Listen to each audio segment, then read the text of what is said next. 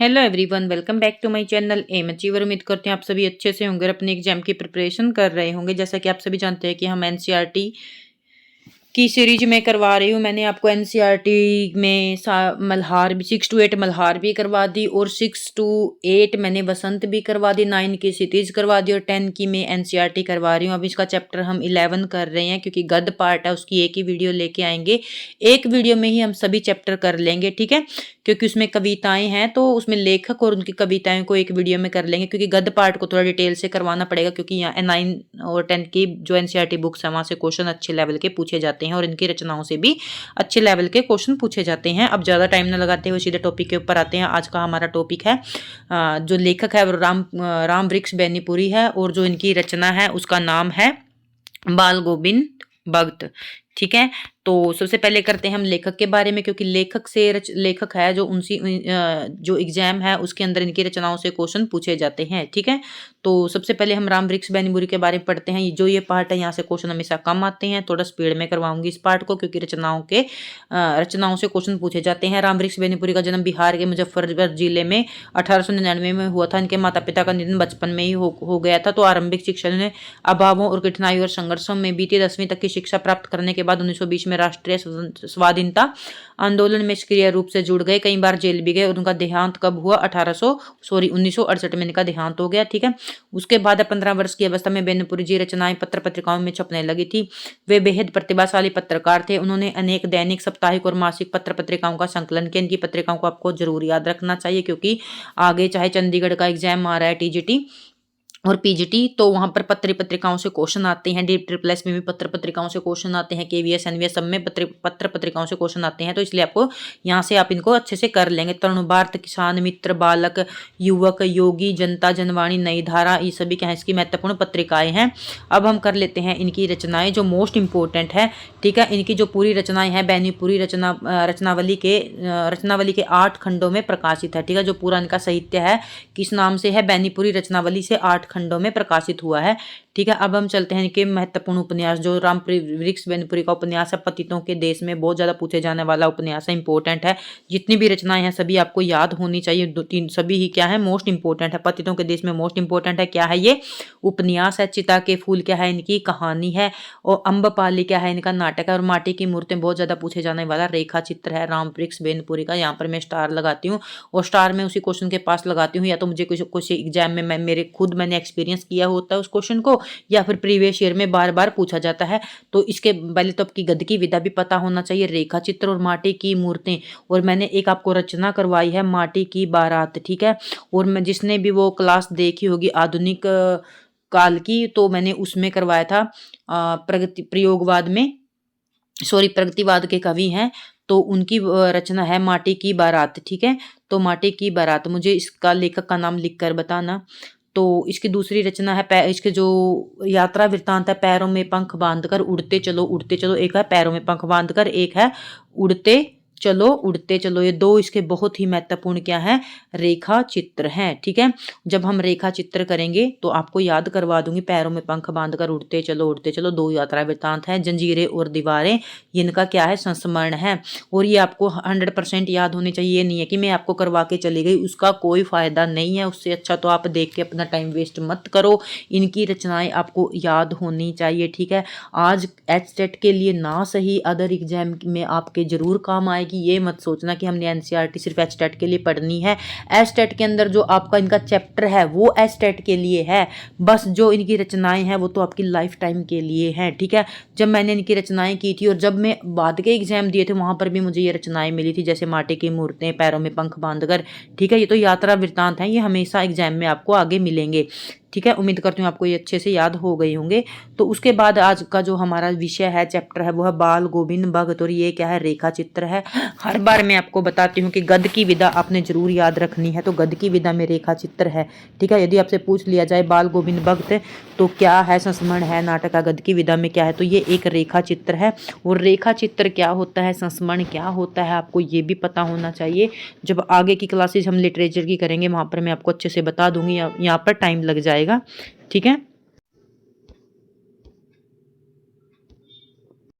ठीक है, तो इसका ये क्या है? रेखा चित्र है, ठीक है, अब इसके बारे में पढ़ते हैं। यहाँ से हमें विषय के बारे में पता चल जाएगा। ठीक है, तो रेखा चित्र के माध्यम से लेखक ने एक ऐसे विलक्षण चरित्र का उद्घाटन किया है जो मनुष्यता, लोक संस्कृति, सामूहिक चेतना का प्रतीक है। वेशभूषा या बाह्य अनुष्ठानों से कोई सन्यासी नहीं होता। सन्यास का आधार जीवन के मानवीय सरोकार होते हैं। ग्वाल गोविंद भगत इसी आधार पर लेखक को सन्यासी लगते हैं। यह पाठ सामाजिक रूढ़ियों पर प्रहार करता है। इस रेखा चित्र का एक विशेषता यह है कि बाल गोविंद भगत के माध्यम से ग्रामीण जीवन की संजीव झांकी देखने को मिलती है। आपसे एग्जाम के अंदर पूछ लिया जाएगा जो बाल गोविंद भगत है तो ये इसका विषय क्या है। ठीक है, एक बार नमक कहानी है जो उसका विषय पूछा गया था, तो आपसे सीधा एग्जाम के अंदर इसका विषय पूछ लिया जाएगा। इसका विषय क्या है आप अच्छे से समझ गए होंगे कि जो वेशभूषा बाह्य अनुष्ठानों से कोई सन्यासी नहीं होता। सन्यास का आधार जीवन के मानवीय सरोकार है। बल्कि बाल गोविंद भगत इसी आधार पर लेखक को सन्यासी लगते हैं। पर यह पाठ सामाजिक रूढ़ियों पर प्रहार करता है कि रेखा चित्र की एक विशेषता यह है कि बाल गोविंद भगत के माध्यम से ग्रामीण जीवन का संजीव झांकनी देखने को मिलती है। ठीक है, इसके बाद हमारा चैप्टर स्टार्ट होता है। तो यहाँ पर रेखा चित्र के बारे में ध्यान से समझिए। रेखा चित्र होता है जब भी हम किसी व्यक्ति का मतलब बारे में कुछ भी बताते हैं तो उसकी छवि हमारे आंखों के सामने बिल्कुल वैसे ही प्रस्तुत होती है। ठीक है, जब हम इसके बारे में पढ़े गए तो उसके जो चित्र है हमारी आंखों के सामने एज इट इज प्रेजेंट होने लगते हैं। ठीक है, उसी को रेखा चित्र बोला जाता है। बाल गोविंद भगत मंझले कद के गोरे चिट्टे आदमी है। देखो इस पंक्ति से समझ जाइए कि हमें हमारी आंखों के सामने चित्र बन के उभर के सामने आया कि एक छोटे से कद का आदमी है और उसका रंग कैसा है, गोरा चित्र है। शब्दों के द्वारा उस व्यक्ति को या फिर किसी वस्तु को बिल्कुल अपनी आंखों के सामने वैसा के वैसा प्रस्तुत कर देना जैसे जीवित हो। 60 से ऊपर के ही होंगे। बाल पक गए थे, लंबी दाढ़ी या जटाजूट तो नहीं रखते थे, किंतु हमेशा उनका चेहरा सफ़ेद बालों से जगमगा किए रहता था। कपड़े बिल्कुल कम पहनते थे। कमर पर एक लंगोटी मात्र थी और सिर पर कबीर पंथियों से एक कनफटी टोपी थी। जब जाड़ा आता एक काली कमली ऊपर से ओढ़े रहते। मस्तक पर हमेशा चमकता हुआ रामानंदी चंदन, तो उनके मस्तक पर क्या लगा हुआ था, रामानंदी चंदन लगा हुआ था, जो नाक के एक छोर से ही औरतों के टीके की तरह शुरू होता। गले में तुलसी की जड़ों की एक बेडोल माला पहने रहते। ऊपर की तस्वीर से यह नहीं माना जाएगा कि बाल गोविंद भगत साधु थे, नहीं बिल्कुल गृहस्थ थे। वो क्या थे, कपड़ों से साधु थे पर वो क्या थे, गृहस्थ थे। उनकी गृहिणी की तो मुझे याद नहीं, उनके बेटे और पोताहू को तो मैंने देखा था। यहाँ पर लेखक कह रहे हैं थोड़ी खेती बाड़ी भी थी, एक अच्छा साफ सुथरा मकान भी था, किंतु खेती बाड़ी करते, परिवार रखते भी। बाल गोविंद भगत साधु थे। साधु की सब परिभाषाओं में खरे उतरने वाले कबीर को साहब मानते थे। उन्हीं के गीतों को गाते गाते उन्हें उनके आदेशों पर चलते थे। कभी झूठ नहीं बोलते थे, खरा व्यवहार रखते थे। किसी से दो टूक बात करने में संकोच नहीं करते, न किसी से खामखा झगड़ा मोल लेते थे। किसी की चीज नहीं छूते थे, न बिना पूछे व्यवहार में लाते थे। इस नियम को कभी कभी इतनी बारीकी तक ले जाते थे कि लोगों को कौतूहल होता। कभी वह दूसरे के खेत में सोच के लिए भी नहीं बैठते थे। वह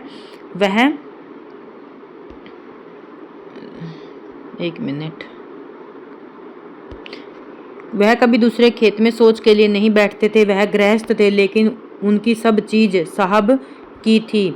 जो कुछ खेत में पैदा होता सिर पर लाद कर सबसे पहले साहब के दरबार में ले जाते। साहब किसे कहते थे, अपने चैप्टर के अंदर पढ़ लिया होगा। वो कबीर को क्या कहते थे, कबीर दास को क्या कहते थे, साहब कहते थे। ठीक है, साहब की थी। जो कुछ खेत में पैदा होता सिर पर लाद कर उसे साहब के दरबार में ले जाते थे। उनके घर से 4 कोस दूर पर था एक कबीरपंथी मठ से मतलब।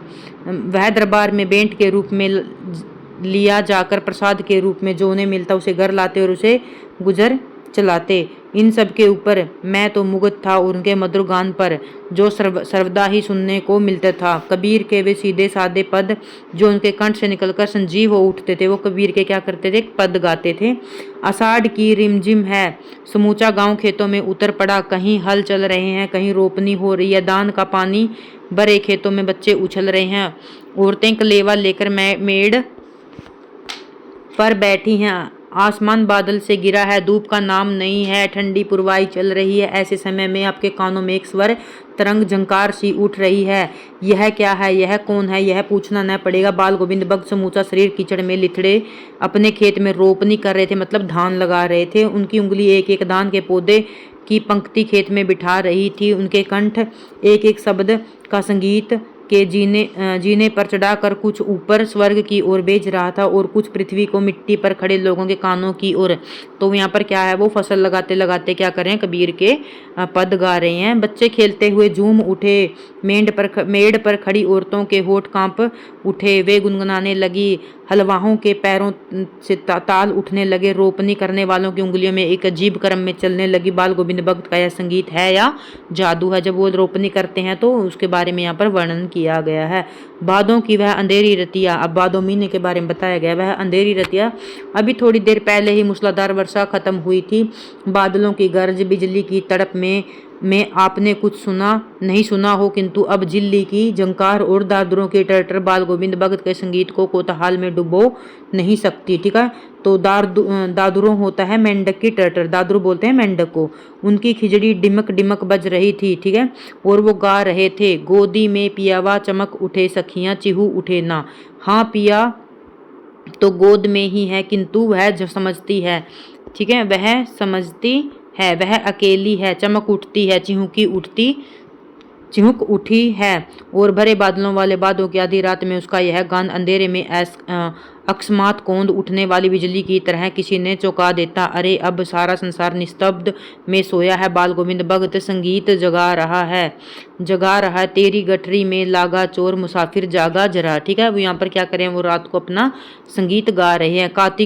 कार्तिक आया नहीं कि बाल गोविंद भक्त की प्रभातियां शुरू हो जाती थी, जो फागुन तक चला करती थी। इन दिनों में वह सवेरे, तो प्रभातियां होती हैं सवेरे उठकर भजन कीर्तन करना, उठते हो न जाने किस वक्त जगकर वह नदी में स्नान करने जाते, गांव से 2-3 मील दूर, वहां से नहा धोकर लौटते और गांव के बाहर ही पोखर पर ऊंचे बिंडे पर अपनी खिचड़ी लेकर जा बैठते और अपने गाने टेरने लगते। मैं शुरू से ही देर तक सोने वाला हूँ। ठीक है, मैं शुरू से देर तक सोने वाला हूँ, किंतु एक दिन माघ की उस दांत किटकिटाने भोर में, ठीक है, माघ का महीना होता है सर्दी का महीना, ठीक है, इसलिए यहाँ पर लिखा है उसकी दांत किटकिटाने वाली भोर में, भोर होता है सुबह में, उसका संगीत मुझे पोखरे पर ले आया। अभी आसमान में तारों के दीपक बुझे नहीं थे। हाँ, पूरब में लोही लग गई थी, उसकी लालिमा का शुक्र तारा और बढ़ रहा था। खेत, बगीचा, घर सब कुहासा छाया हुआ था। कुहासा मतलब धुंध छाई हुई थी। सारा वातावरण अजीब रहस्य में आवृत मालूम पड़ता था। उस रहस्यमय वातावरण में एक कुश की चटाई, कुश होता है घास, मैंने आपको पर्यायवाची करवाए थे ना, वहां पर करवाया था। ठीक है, तो उम्मीद करती हूँ आपको वो पर्यायवाची अच्छे से कर लिए होंगे। उसके बाद आपको कोई पर्यायवाची देखने की जरूरत नहीं है, मैंने एक एक पर्यायवाची को बहुत अच्छे से उस क्लास में करवाया है। तो कुश की चटाई पर पूर्व मुंह काली कमली ओढ़े बाल गोविंद भक्त अपनी खिचड़ी लिए बैठे थे। उनके मुंह में शब्दों का तांता लगा था, उनकी उंगलियां खिचड़ी पर लगातार चल रही थी। गाते गाते इतने मस्त हो जाते, इतने सुरूर में आते, उत्तेजित हो उठते कि मालूम होता अब खड़े हो जाएंगे। कमली तो बार बार सिर से नीचे सरक जाती, जो उसने ओढ़ी हुई थी। वो क्या था, गाना गाने में इतने मशगूल हो जाते थे कि ऐसा लगता था कि गाते गाते अभी खड़े हो जाएंगे। जो कपड़ा ओढ़ा हुआ था वो बार बार सिर से सरक जाती थी, उसको बोल रहे थे कमली। जाड़े में कंपकपा रहा था, किंतु तारे की छांव में उनके मस्तक पर श्रम बिंदु जब जब चमक ही पड़ते।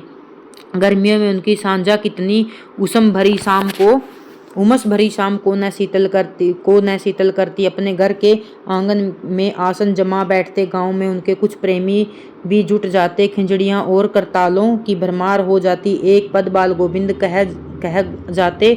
उनकी प्रेम मंडली उसे दोहराती तिहराती। धीरे धीरे स्वर ऊंचा होने लगता, एक निश्चित ताल, एक निश्चित गति से। उस ताल स्वर के चढ़ाव के साथ श्रोताओं के मन में ऊपर उठने लगते। धीरे धीरे मन तन पर हावी हो जाता। होते होते एक क्षण ऐसा आता कि बीच में खिचड़ी के लिए बाल गोविंद भक्त नाच रहे हैं और उनके साथ सब उनके तन मन नृत्यशील हो उठते हैं। सारा आंगन नृत्य और संगीत से क्या हो जाता है, ओतप्रोत हो जाता है। बाल गोविंद भक्त की संगीत साधना का चरम उत्कर्ष उस दिन देखा गया जिस दिन उनका बेटा मर गया। इकलौता बेटा था वह, कुछ सुस्त और बोदा सा था, किंतु इसी कारण बाल गोविंद भगत उसे और भी मानते थे। उनकी समझ में ऐसे आदमियों पर ही ज़्यादा नज़र रखनी चाहिए जो प्यार कर उन्हें और नज़र रखनी चाहिए या प्यार करना चाहिए, क्योंकि वे निगरानी और मोहब्बत के ज़्यादा हकदार होते हैं। बड़ी साद से उनकी शादी कराई थी। पोतहू बड़ी ही सुबग और सुशील मिली थी। घर की पूरी प्रबंधिका बनकर भगत को बहुत कुछ दुनियादारी से निवृत्त कर दिया था। मतलब जो उसकी पोत बहू थी उसने क्या अपने घर का सारा काम धंधा संभाल लिया था, निवृत्त कर दिया था, काम से मुक्त कर दिया था। तो उसने उसका बेटा बीमार है इसकी खबर उनका बेटा बीमार है इसकी खबर रखने की लोगों को कहाँ फुर्सत है, किंतु मौत तो अपनी ओर सबका ध्यान खींच कर ही रहती है। हमने सुना बाल गोविंद भगत का बेटा मर गया। कौतूहलवश उसके घर गया, देखकर दंग रह गया। बेटे को आंगन में एक चटाई पर लिटाकर एक सफेद कपड़े से ढक रखा है। वह कुछ फूल तो हमेशा ही रोपते रहते।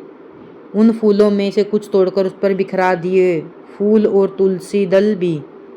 सिरहाने पर एक चिराग रखा और उसके सामने जमीन पर आसन जमाए गीत गाए चले जा रहे थे।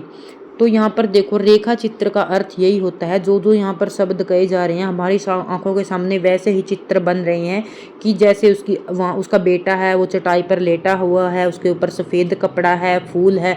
तो देखो हमारी आंखों के सामने क्या है, चित्र बन के उभर रहे हैं। तो हमें ऐसे लग रहा है यही रेखा चित्र होता है, जब हमारे सामने ऐसे लगता है जो पढ़ रहे हैं वो चित्र जीवित है। वही पुराना स्वर, वही पुरानी तल्लीनता। घर में पोतहू रो रही है और वो क्या कर रहे हैं, इस समय भी गाना गा रहे हैं, जिससे गांव की स्त्रियां चुप कराने की कोशिश कर रही हैं, किंतु बाल गोविंद भगत गाए जा रहे हैं। हाँ, गाते गाते कभी कभी पोतहू के नज़दीक भी जाते हैं और उसे रोने के बदले उत्सव मनाने को कहते हैं। आत्मा परमात्मा के पास चली गई है। वो अपने बेटे की बहू से क्या कहते हैं कि वो आत्मा है जो परमात्मा के पास चली गई है। विरहनी अपने प्रेमी से जा मिली है। भला इससे बढ़कर आनंद की कौन सी बात है। मैं कभी कभी सोचता यह पागल तो नहीं है, किंतु नहीं, वह जो कुछ कर रहे थे उसमें उसका विश्वास बोल रहा था, चरम विश्वास, जो हमेशा ही मृत्यु पर विजयी होता है। ठीक है, तो बेटे की क्रियाकर्म का तूल नहीं किया, पोतहू से ही आग दिलाई, किंतु जो ही श्राद्ध की अवधि पूरी हो गई, पोतहू के भाई को बुलाकर उसके साथ कर दिया। मतलब यहाँ पर उसके जो पोतहू हुई उसके बेटे की बहू, उसको उसके भाई के साथ भेज दिया, यह आदेश देते हुए कि इनकी दूसरी शादी कर देना। उधर पोतहू रो रो कर कहती है कि मैं चली जाऊंगी तो बुढ़ापे में आपका कौन भोजन बनाएगा, बीमार पड़े तो कौन चुल्लू भर पानी देगा, पर मैं पैर पड़ती हूँ, मुझे अपने चरणों से अलग नहीं कीजिए। लेकिन भगत का निर्णय अटल था, तू जा, नहीं तो मैं इस घर को छोड़कर चल दूंगा। यह उनकी आखिरी दलील, और दलील के आगे बेचारी क्या करती। बाल गोविंद भगत की मौत उन्हीं के अनुरूप हुई। वह हर वर्ष गंगा स्नान में जाते और स्नान पर उतनी आस्था नहीं रखते जितना संत समागम और लोक दर्शन पर। पैदल ही जाते, करीब 30 कोस पर गंगा थी। साधु को सबल लेने का क्या हक, और गृहस्थ किसी से भिक्षा क्यों मांगे। ठीक है, अंत में घर से खाकर चलते और फिर घर लौटकर ही खाते। वो किसी से मांगकर नहीं खाते थे, घर से खाकर ही चलते थे और घर आकर ही खाते थे। रास्ते भर खजड़ी बजाते और गाते, जहाँ प्यास लगती पानी पी लेते। 4-5 दिन आने जाने में लगते, किंतु इस लंबे उपवास में वो कहीं वही मस्ती। अब बुढ़ापा आ गया था, किंतु टेक वही जवानी वाली। इस बार लौटे तो तबीयत कुछ सुस्त थी, मतलब अब ढीले हो गए थे। खाने पीने के बाद भी तबीयत नहीं सुधरी, थोड़ा बुखार आने लगा, किंतु नेम होता है नियम, ठीक है, नेम होता है नियम, व्रत तो छोड़ने वाले नहीं थे। वह दोनों जून मतलब दोनों समय गीत, स्नान, ध्यान, खेती बाड़ी देखना दिन खोजने लगे। लोगों ने नहाने धोने से मना किया, आराम करने को कहा, किंतु हंसकर टाल देते रहे। उस दिन भी संध्या में गीत गाए, किंतु मालूम होता है जैसे तागा टूट गया हो, माला का एक एक दाना बिखर गया हो। भोर होती है, सुबह में लोग ने गीत नहीं सुना। उस दिन जिस दिन उसकी मृत्यु हो गई तो लोगों ने क्या हुआ, उस दिन गीत नहीं सुना। जाकर देखा तो बाल गोविंद भगत नहीं रहे, सिर्फ उनका पंजर पड़ा था। ठीक है, तो यहाँ पर हमारा जो चैप्टर है वो समाप्त होता है। मैंने आपको इसको अच्छे से समझा दिया, उम्मीद करती हूँ आपको समझ में आ गया होगा। इस चैप्टर में पूरा विषय क्या है, जो उनकी सोच थी, जो उनकी सामाजिक मतलब सोच थी समाज के लिए, उसके बारे में यहाँ पर बताया गया है। तो इसके लेखक और इस रचना के बारे में अच्छे से पढ़िए। तो थैंक यू।